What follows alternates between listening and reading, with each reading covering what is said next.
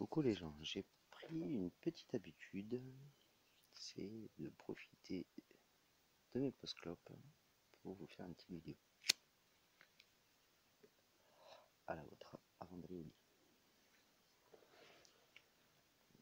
Bon, j'ai pris une autre habitude aussi, c'est que dès qu'il y a les annonces, qu'il y a quelque chose de particulier, en règle générale, je vais voir sur le Reddit. Des fois ça parle beaucoup, c'est tiré de la Jap, mais le Reddit prend pas mal les infos. Souvent ça s'avère plutôt correct. Alors beaucoup de choses de la Jap ne sont pas à prendre. En revanche, il y a pas mal de trucs, notamment les trials et ainsi de suite, qui s'avèrent être, pour la plupart, être corrects. Alors, bon, c'est pas forcément à prendre au pied de la lettre, mais ça peut être utile pour se donner des idées. Donc voilà comment je procède. Là, je vais sur Reddit, je fais sur Google, je tape Reddit FFBE, je tape Diabolos, pof, et il me donne la première page. Et donc, on va voir tout de suite un petit peu ce que peut donner le combat contre Diabolos et Tétrasylphide. Donc il commence par Tétrasylphide. Voilà. Alors, ce qu'il faut savoir sur Tétrasylphide, donc les missions à accomplir sur la JAP sont pas forcément les mêmes que sur la globale. Pour la JAP, il fallait donc terminer la quête pour récupérer les 5 gigalitres vertes pour le coup. Si on n'utilise pas d'objet, on a un ticket d'invocation 4 étoiles. Invoquer Golem donne un moque de confiance 5%, all. Et finir Tétrasylphide avec de la magie donne 10 gigalitres supplémentaires. Donc on se doute un petit peu que la stratégie va être de partir avec des mages. Donc c'est un esprit Tétrasylphide et non un oiseau ou un humain. Voilà, donc c'est un esprit qui sera donc de niveau 99, 70 000 PV. Ah, 100 000 PM, mais bon, ça on s'en fout. Résistant en totalité, bien évidemment, au vent, voilà, qui est son élément. Donc autant vous dire qu'on va oublier tout de suite les chaînes de tornades. Voilà, donc aucune résistance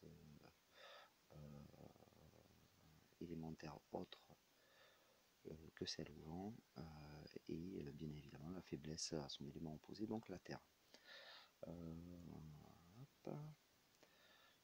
Pas d'immunité au statut et pas d'immunité au break. Donc les breaks, def, psy, attaque, magie ne serviront à rien. Alors les compétences principales, je vous passe les noms japonais, on s'en fout. Donc beaucoup d'attaques magiques, quelques attaques physiques. Donc il va falloir qu'on se protège du vent, mais aussi du feu. Sa deuxième attaque est une attaque AOE magique, donc 400% feu et vent. Voilà, ça, donc, donc dommage de feu et vent 400% sur tout le groupe, et ça fait un debuff 30% attaque magie et feu sur tout le groupe. La troisième attaque, c'est pareil, c'est une attaque magique, donc en ST 400%.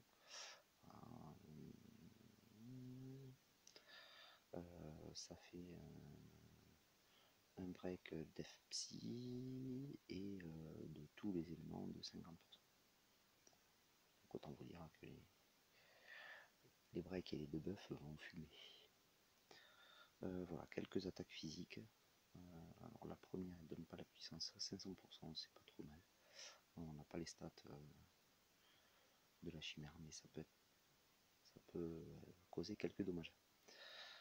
Donc voilà, pour ceux qui vont partir sur une stratégie courte, moyen terme, il va falloir penser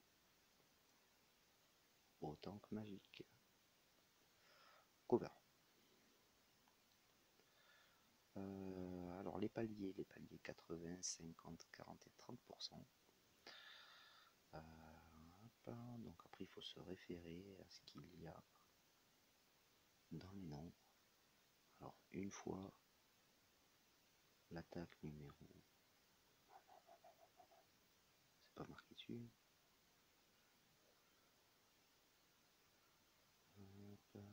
Bah, je sais pas laquelle. Enfin, bon, bref, c'est des noms japonais donc c'est un peu la misère. Voilà, et puis après de toutes les autres trucs, une petite partie de stratégie.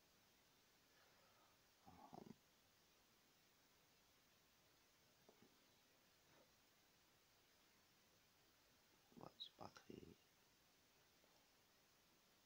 Ça n'a pas l'air très compliqué, de toute façon, comme la plupart des autres chimères, ça va être pas très compliqué. Je pense que les Williams peuvent être pas mal avec leur magie de terre. À voir. Sinon, Oka peut être une alternative, tout simplement parce que Oka peut vous faire une résistance au feu et à la terre via les splendeurs de l'eau et les splendeurs au vent via les splendeurs de terre et d'eau. Voilà. Splendeur de la terre qui bien évidemment est une faiblesse de tétrasylphide. On passe à Diabolos. Donc Diabolos, terminer la quête. Ça sera 5 gigacites. Alors le finir avec une limite, ça donnera un ticket 4 étoiles. Invoquer Carbuncle, unlock 5% et partir à 5 ou moins 10 gigacites. C'est un démon niveau 99 qui est résistant aux ténèbres, bien évidemment, et qui a une faiblesse à la lumière de 100%. Voilà. Il est vulnérable à l'aveuglement. Voilà. Faut penser à ça. Et il est vulnérable au break de def. Donc la stratégie va surtout se baser sur du physique. Voilà. Avec un maximum de tue démons. Sortez des Tidus. Voilà. Donc ces attaques, donc une seule attaque physique et après des attaques magiques. Donc les full esquives, c'est bien. Et il faudra quand même un cover magique dans tous les cas. Donc voilà. Attaque physique non élémentaire. Les attaques magiques sont toutes des attaques de ténèbres. Oui.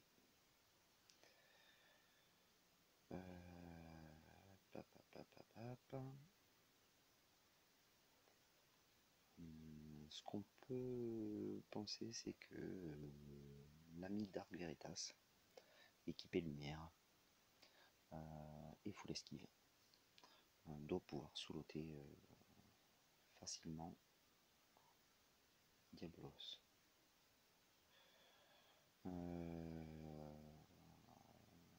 Il faut une immunité au poison, une immunité à la confusion, à la paralysie, et c'est tout, apparemment. Et à la mort, oui. Donc Dark Veritas en DH,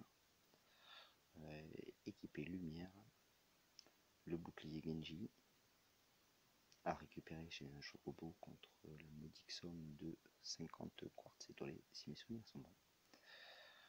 Et puis après, tout ce qui peut donner du full esquive. Voilà. Donc les paliers 80, 60, 40 et 20%. Voilà. Et puis après, petite partie de stratégie. Donc c'est toujours pareil. Pour retrouver la page, Google is your friend, FFBE, Reddit, Diabolos, et vous tombez directement dessus. Diabolos ou tétrasulfide. Diabolos est plus facile à écrire. Voilà. Pour tétrasulfide, donc je reviens dessus. Stratégie type, donc 2 tanks, 2 chaîneurs magiques, un buffer, un heal, et puis après soit un finisher terre, soit un heal complémentaire, enfin voilà, au choix. Donc un tank provoque physique avec une unité, pas forcément besoin élémentaire. En revanche, le tank magique, bon, c'est du classique 200% pour ne prendre aucun dégât. Mais avec 120%, 130%, si on a un petit buffer élémentaire à côté, ça passe. Voilà. Un heal si possible qui donne des auréoles pour assurer le coup. Puis voilà, enchaîneur. Ça peut se faire, je pense, avec un double K. La seule condition, c'est que vous ayez un finisher magique. Attention, Dragon Lord n'est pas un finisher magique, il fait des dégâts magiques, mais c'est une compétence. Donc, si vous voyez des Dragon Lord amis, ou si vous en possédez un, ça reste particulier. Finisher terre. Je sais pas si Météore est de terre, mais à ce moment-là, ça peut se faire avec une ligne à 7 étoiles. C'est à peu près tout pour ça. Hop. Et pour Diabolos, une team de Dark Veritas, je pense fera largement le boulot.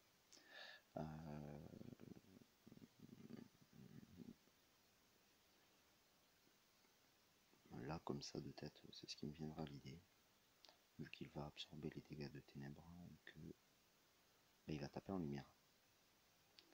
Voilà. Si équipé DH, à ce moment-là,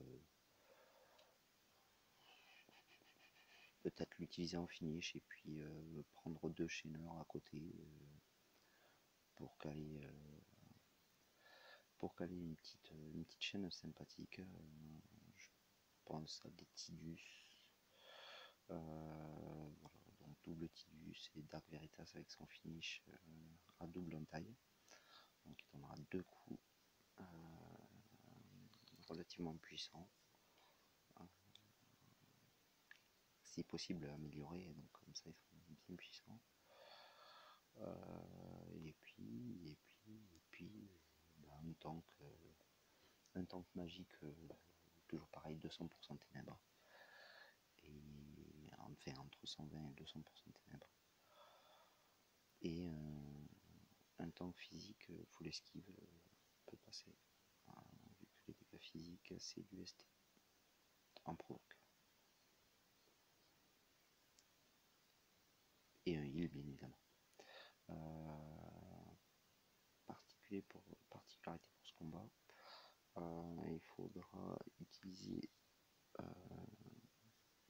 2 immunes morts. Donc pour l'instant il n'y a que 2 items qui peuvent empêcher la mort. Mais c'est le bouclier Genji et la sphère de sûreté. Donc à voir à qui mettre ça.